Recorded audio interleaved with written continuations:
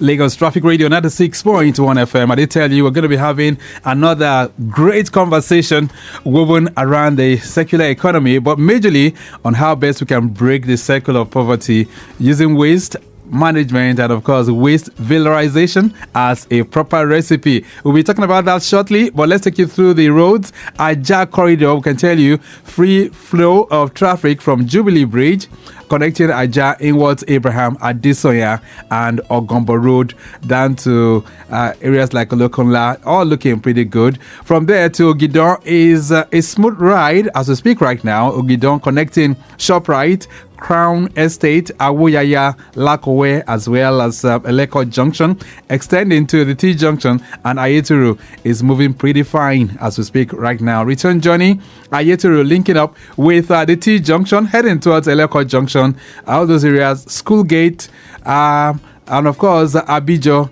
Majek, ShopRite, and Ogidon down to Landway is very much in good shape as we speak. From there to the University View Estate, moving pretty fine on a faster note, and linking up with Abraham Adesoya on the return journey down to Ajah is looking pretty good as well. Right here in Ikeja, things are still looking pretty fine. No major worries. The construction corridor, we still have slow and steady movement heading towards Ojota from the interchange, linking up with New Garage, as well as the Canter Flow Point at Odoyalaro. Beyond that point, it gets much better. Maryland, Anthony, heading towards Fadeyi, connecting Stadium, Funshaw Williams, and of course, the Eco Bridge. All those areas are still very smooth corridors to link up with the island. The Third Milan Bridge as well. The entire bridge is looking good, but connecting the bridge might have it a little bit slow from Alakbere.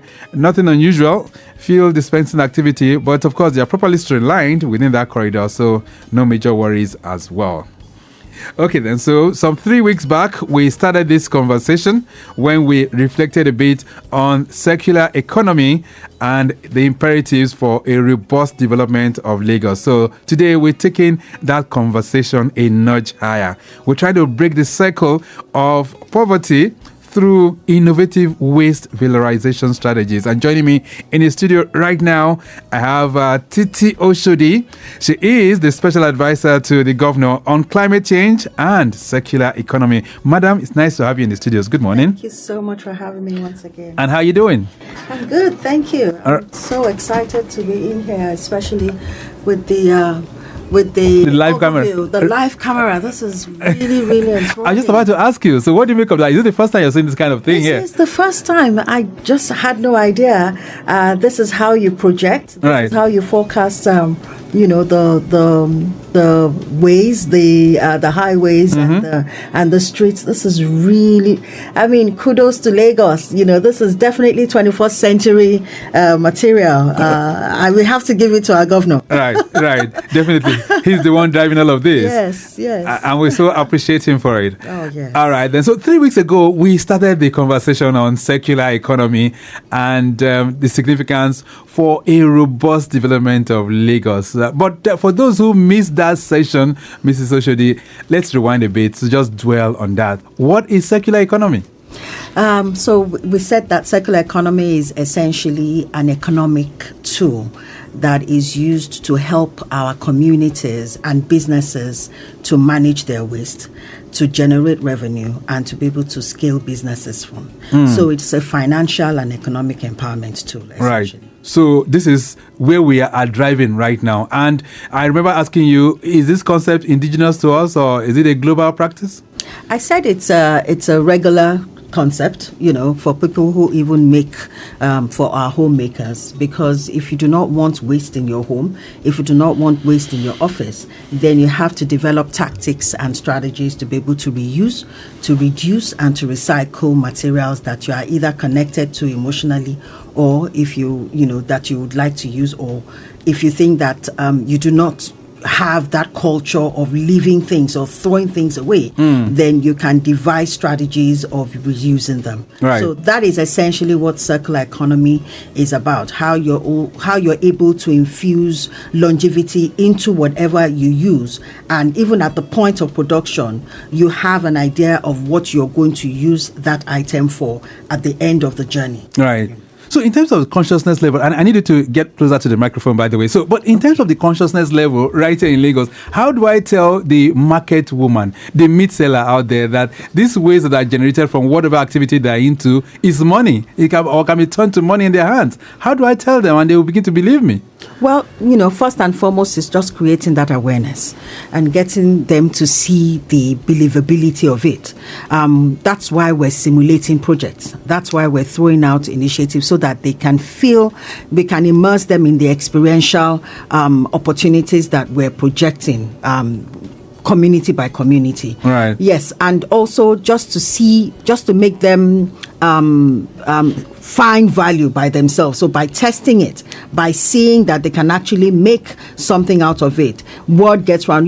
That market, within the bottom of the pyramid, word gets around very fast amongst them, between them. So the idea now is that once we begin to generate that advocacy and we're driving the knowledge in that space, we're also infusing businesses that need the waste that they generate on a daily basis. Right. And we're establishing that exchange for value. So they will spread the word amongst themselves. Right. So as we speak today, I hear Lagos generates about 14,000 tons of waste.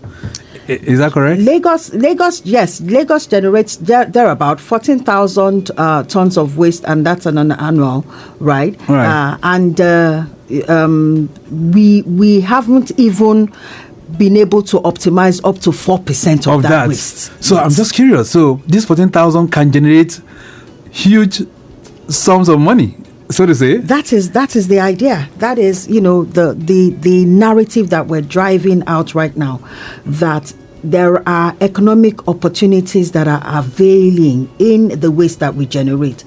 Also to let people know that waste comes in different forms, and each of these various categories of waste have people who already are working within the space to collect and to harvest those waste in exchange for their businesses to grow as well.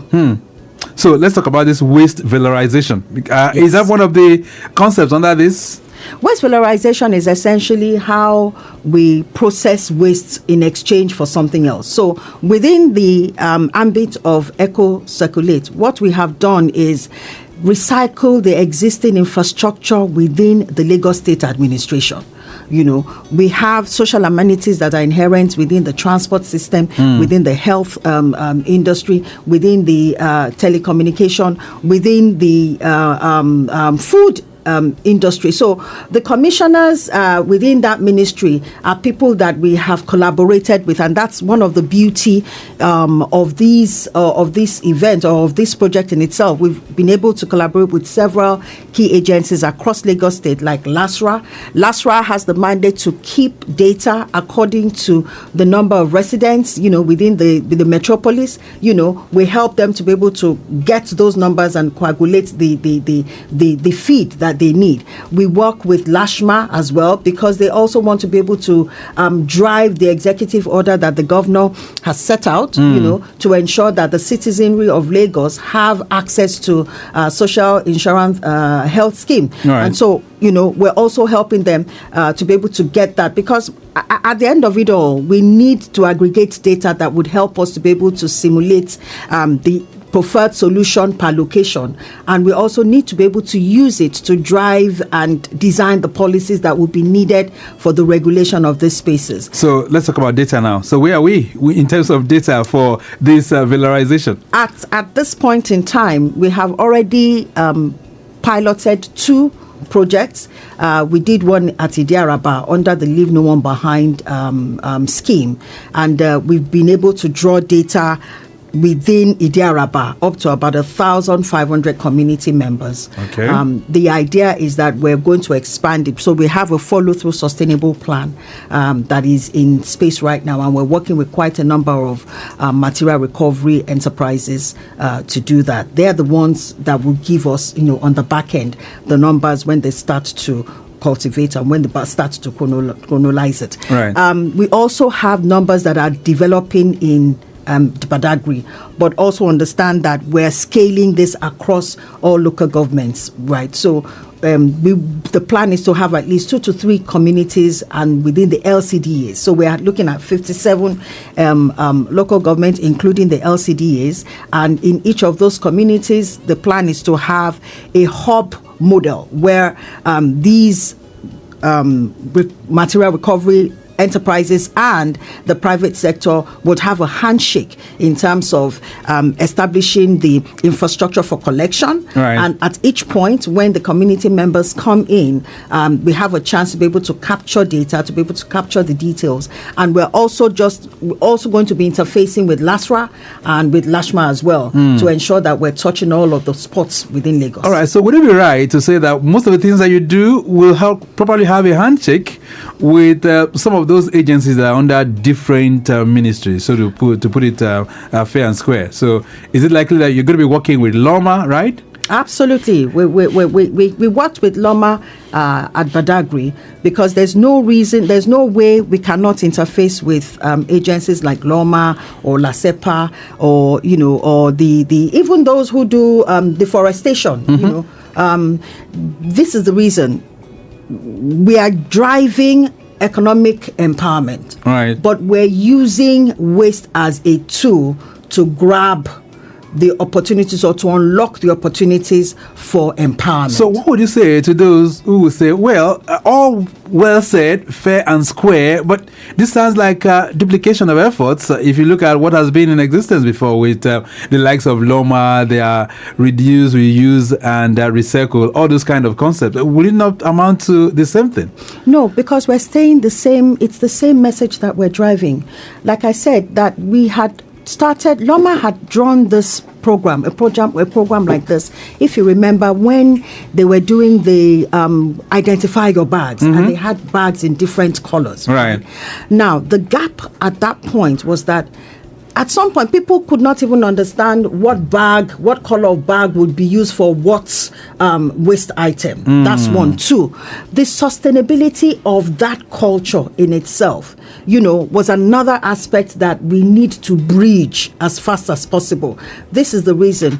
We understand that for our own mentality, the people that we are at, if you're not navigating for change through an economic perspective, then it's not likely that you will hold on for quite a bit, for a long time. Right. So now that we have understood and we know that within the space of private sector and our MSMEs, because they need to continue to do business, we need to hinge and design our models around them so that their own businesses can be sustained and they can also begin to work within the global space, the global framework, which is under the economic, environmental, social, and governance framework. Okay. Within this framework, they have the responsibility from the manufacturers who have the obligation to provide material recovery for what they produce, and I'm saying a lot of technical things, but I'm trying to break it down as much as possible. Right. So for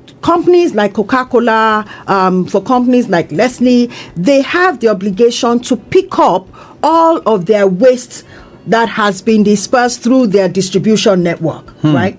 And there is a budget that is, allocated for that. So that means that if you need that job to be done, then you're going to employ tools and human resource to achieve that. Now, if you deploy that strategy through enterprises who also engage the communities to bring their collections, to bring their waste, to the point. At the point of sorting, each brand is able to capture the number or the quantity or the mandate that they need for their waste to be recovered back into their industry. Right. Okay, then. So here, you've obviously just given us one kind of scenario, but I needed to also, look at other scenarios now on how all of this will work. Waste valorization, for instance. So those who are listening to us right now, they're wondering, yes, the special advisor has spoken so well. She has articulated the policy framework for all of this, but in terms of implementation, how is it going to work out that will affect me and you out there? So how can they plug into all of this? So I need you to give us a scenario from community to even the corporate governance structure, then to the facility that is put in place by government for material recovery. I just need to give us a clearer scenario. Okay. So, for instance, let's take the Badagry that we activated as a case point. After activation, so we drove the education of it. We enlightened people. We got them to, be involved by bringing in their plastics. And in Badagry, they brought textile, they brought plastic, PET bottle, and they brought e-waste. We did ask for oil, cooking oil, and motor oil, but we didn't have so much of that. Now, the plastics would be weighed. Okay. They would give them the value in terms of the weight, and there is a global standard pricing mechanism already that is existing. So we calculate that and we tell you what the value of your plastic is. Same with textile, right? And then we had a spread of the material recovery. And when I say material recovery enterprises, I mean those MSMEs who are already playing within the space of collection, they're aggregators, and they also use data to play with partners in the carbon market. Right. Okay. So because it is already mechanized on a global space, they collect, they do the aggregation, they do the calculation, and then they either give you whatever it is that you want. Either money. Will they give me money? Yes. Okay. They give you money. So there were POS people who were doing fund transfer on the ground. Right. There were people So if I bring like 2 kilograms, how do you weigh it now? Yes. So if I bring 2 kg of plastic bottles, 1 kg of plastic bottles right now it goes at 600 naira. 600 naira. Yes. Wow. So if and I bring 1 kg is about 20 to 30 PET bottles. All right. So if I bring that, they will give me in exchange a 600 naira or 1,200 naira for 2 kilograms, right? Yes, that's correct. Okay. Yes. Then from there, what's the next thing? So from there, you then, we capture your data, right? Now, at the end of it all, we have that collection, that space, that infrastructure, the facility that we have used to activate that event. We will designate that place as a collection center. All right, let me bring this to your attention because I know before now we've been trying to encourage and champion the idea of recycling, especially of these PET bottles. There was a time it was a huge problem. People always throwing these plastics in drainage channels and all of that, and then we're trying to encourage that. But the challenge people were reporting was that there was no adequate facility for picking up these PET bottles. Has that changed? So that's another aspect that we're beginning to work on right now. And this is where at the time that we completed that project, we have started to build a landscape of private sectors who would help in establishing collection facilities at designated collection points. So we're proposing to work with social amenity or social spaces like either petrol stations or schools, or where you have a community that can do an easy walk-in. We're even talking to faith-based organizations, right? Because at the point that we establish that ecosystem, everybody gets to win.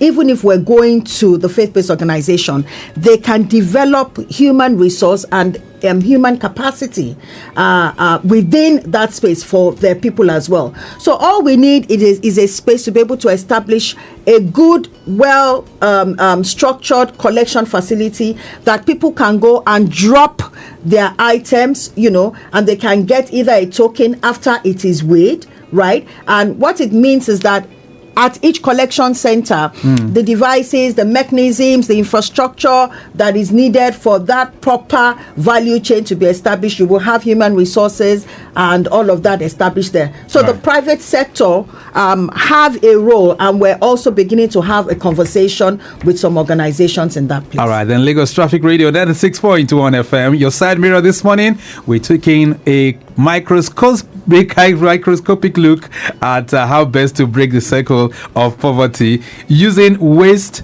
valorization strategies. And you're hearing from the special advisor to the governor on climate change and circular economy. I'm talking about Mrs. Titi Oshodi. She's breaking it all down for us this beautiful Friday morning. All right, Victoria Island Corridor, we can tell you traffic is busy, but it's a moving one, really. Vehicular movement from Mekwe Bridge connecting Bonny Camp roundabout at the moment.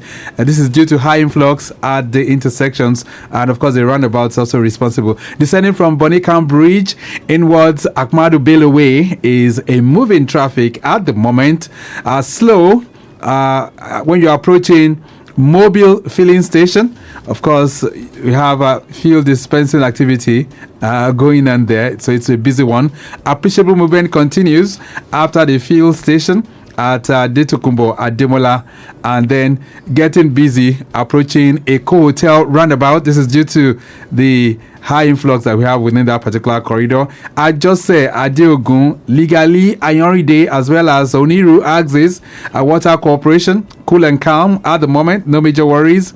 The return journey, we can tell you, is still very encouraging at the moment, and that is where it is looking like within that corridor. Okay, then, so we can expand the discourse beyond the studios also to have your inputs this morning.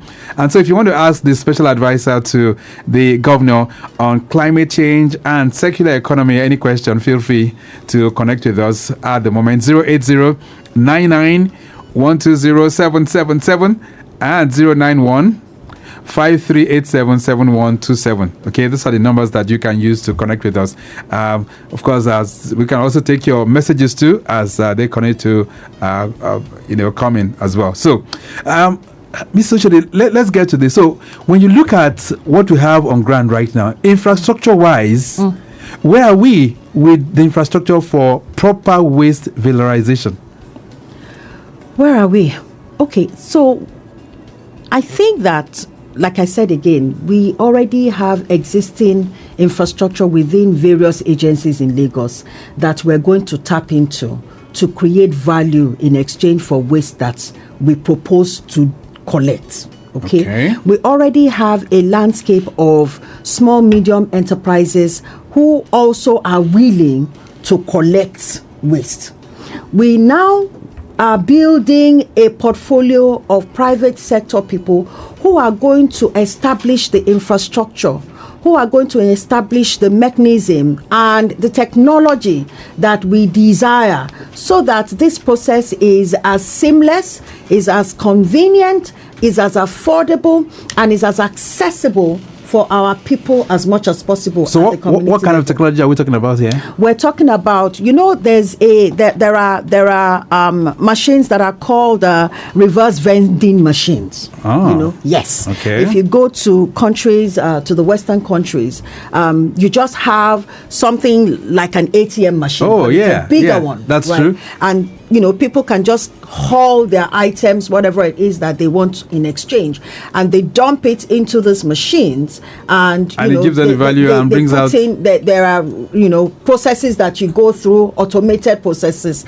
and then you put those things, and then you get your token, and you can go and valorize it or get value from it from any of the agencies or whatever it is that you want in return. So that's the sort of model, that's the sort of infrastructure that we're trying to establish in Lagos. Beautiful. And that would be pretty nice. I mean, if you have this kind of structures in place, it makes things much easy. Yes. Once you bring in your waste, the waste you want to recycle, it can easily be valued. I hear, because, even for me, through this journey right now, I've not only harvested my PET bottles, I have harvested even organic waste from my kitchen. You really understand? Because I don't feel comfortable throwing away my organic waste anymore. So I have a bucket that is covered that I throw this organic waste remnants and food, because I know that there is a place that I activated in Idiaraba that they need constant organic waste in exchange for the biofuel that they use in their kitchen. Wow.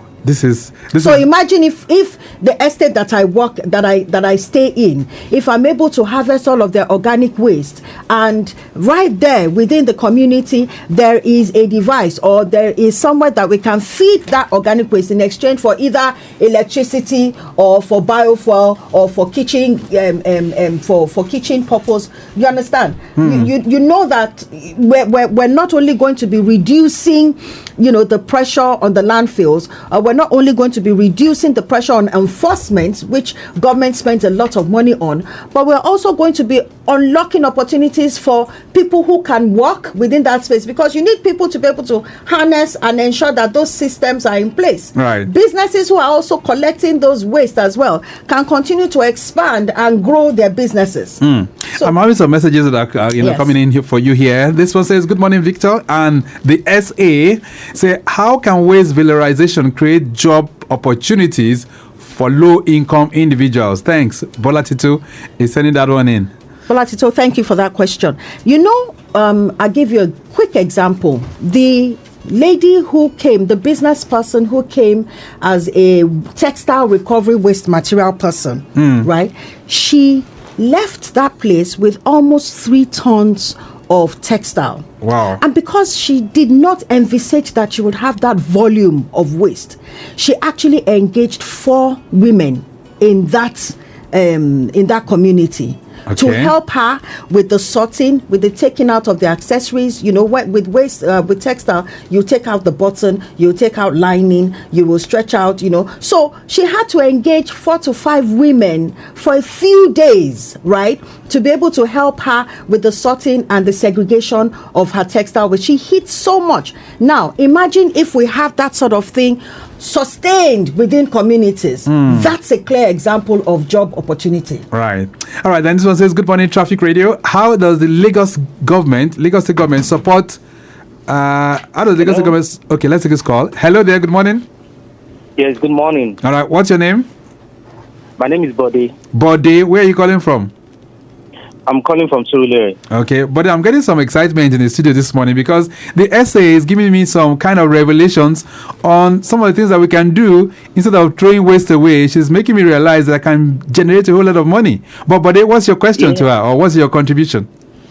Yeah, my contribution is that in the rural areas where we have more, poor people, what kind of project, what kind of education is the government giving them there? And what project has the government themselves done, to generate waste to wealth? Okay. But you said your location is Surulere, right? Yes. All right. Thank you so much for your question. Thank you. All right. Special advisor? That question doesn't seem very clear. Okay. So first and foremost, says in rural areas. Yes. He says, what project do we need to generate waste? To generate waste to wealth. Now, like I said again, this plan, the Eco Circulate project, is going to be scaled across local government areas. Okay, and we have started with Badagry. The reason why we piloted Badagry is because we want to ensure that we are capturing the necessary data for either a coastal city or a terrestrial city. And we're already working on that. Surulere is definitely one of the places that we're going to come. Okay. This is an avenue to create that awareness, to let community members begin to know that their waste can have potential economic value. Right, we need to start creating, cultivating that habit to not throw away our waste, because when we come to a place like Surulere, what we're saying is that harvest your waste in one place. Okay. Begin to look for collectors that are scattered across the metropolis. Collectors are aggregators, they are business people. Our young ones should start to research and look for those who operate in that space. We have recyclers, we have Alchem, we have Packham. Okay. These are people that collect waste and they give you something in exchange in return for that. Now, our own job as a government is to enable the facilitation of that activity between those who have it and those who need it. So, Mrs. Oshodi, is it every waste? that will fall into this valorization program? We will have waste cutting across PET bottle, can, textile, cooking oil, black oil, and we would even have solid waste as well, because over a period of time right now, we have begun to work with our economy business network members, and we have about 400 of them. They have representatives and they have mechanisms around developing values for these areas. All right, so other messages coming in. This one says, Mrs. Oshodi, how can rural communities benefit from waste valorization? Kashim Alao is sending that one in. Rural communities... You can start to benefit by creating awareness. Okay. We need to start to talk about it to every member of the family. We need to enjoin our schools to drive that awareness, because, like I said, when the government begins to facilitate and establish these collection centers within the communities, all you need to do is identify where those community centers are and go and exchange your waste. But aside from that, you can also start a business in that area. Waste in itself is something that you do not need heavy capital on. So imagine that you begin to harvest, you have a space and you're able to harvest any type of waste that you think that you're easily accessible to. You can get in touch with us. We can connect you with the right person to be able to develop and build a business. All right, beautiful. So any program coming up, courtesy of your office, to also bring more awareness and take this to another level? Eco Circulate is still in session. It is still ongoing. Okay. We're moving from community to community. When is the next community? The next community would be either Ikorodu or there's one place. I think Ekpe? I think it's Ikorodu or Ekpe. Okay. Yes, it's one of those two. Okay. We have Leave No One Behind, which is also one of the ones that have been targeted towards our facility, our correctional facilities, to be able to drive inclusivity. And we also have the Charity Begins at Home project that we want to start within our own locality back in Alausa. All right, then. So let's begin to take this home this morning. For those who want to connect, for those who would like to really, really have more of all of this that you've mentioned on the program this morning, and then they also want to look for best ways of plugging into this, how can they connect with your office? Our office is at Ministry of Economic Planning and Budget, and our social handles are all over. Just check us out on Instagram. There is no message that you send that we do not respond to. If you send us an email, we will respond to it. We have a very strong communication team who engage people on a daily basis. So any instruction or any ideas, we need more people on board. We need people to get on the train for circular economy, and also to understand that this is the next frontier. And I know very much that the governor is very, very entrenched and very, very involved in this process. Right. As we run this out, really, if you're going to put a figure to the circular economy that we have in Lagos, how many billions how much can we generate? In Nigeria, in Lagos State. In Lagos. Well, we're looking at about 3. We said 3. According to the McKinsey report, we have about 2 to 3 trillion to be generating from this space. Wow. Yes. 2 to 3 trillion naira. Yes. This is huge. Yes. 2 to 3 trillion naira. Wow. This is huge. Okay, that's very, very big indeed. I'm hoping that someday we can really, really get you back, and then we can talk a whole lot more about all of this. But I've learned a lot from you, madam, this morning. So let me say a big, big thank you. Thank you so much for being here. Thank you so much for having me. All right. Okay, then. So we've tried in our own little way to, look at best ways of breaking the circle of poverty using waste valorization strategies as a recipe for the attainment of that. We have to go. The program has been produced by Mike James. I say a big thank you always to Busola Aroloye. She is, of course, the Chief Public Affairs Officer for the Ministry of Economic Planning and Budget, working tirelessly behind the scene to ensure that this program comes on stream. I say a big thank you to you, to others as well, and of course those who have accompanied the special advisor to the studios. We do appreciate you. Okay, then, my name is Victor Oteri. I say a big thank you to Okpa Emishonunke, Remy Aloko, both of our social media unit. Our executive producer is Tayo Akonle. I'll be back shortly for the benchmark. Plenty money for my backyard.